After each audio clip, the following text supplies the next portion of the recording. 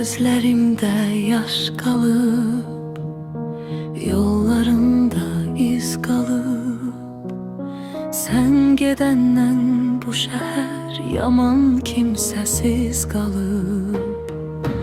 Güneş doğmur sehre, qərq olmuşam qəhərə.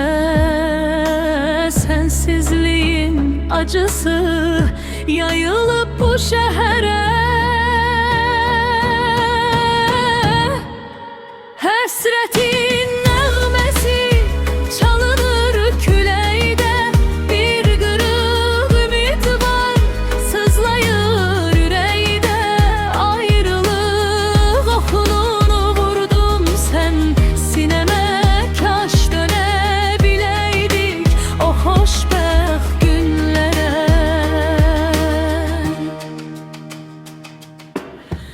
Baxıram şəkillərə, göz yaşım dönür selə.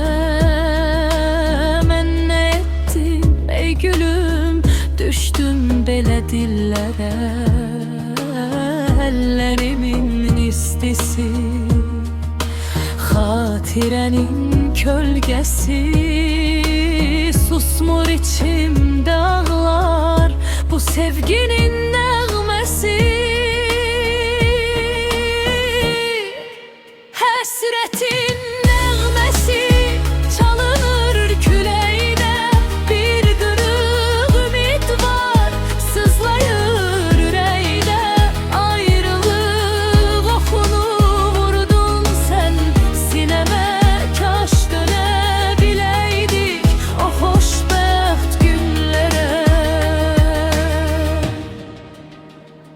Otağımda sessizlik dört divarı bürüyür. Sen yanan bu qəlbim gündən günə çürüyür. Hər gələn payız yenə ayrılığı xatırladar. Söylə bu qədər dərdə hansı ürək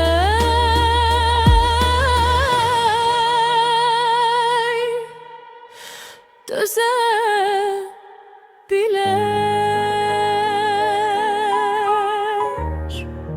Küləklər pıçıldayır adını, söndürə bilmirəm bu yanğını. Həsrət nəğməsi bitmir, gedən geri qayıtmır. Gedən geri qayıtmır.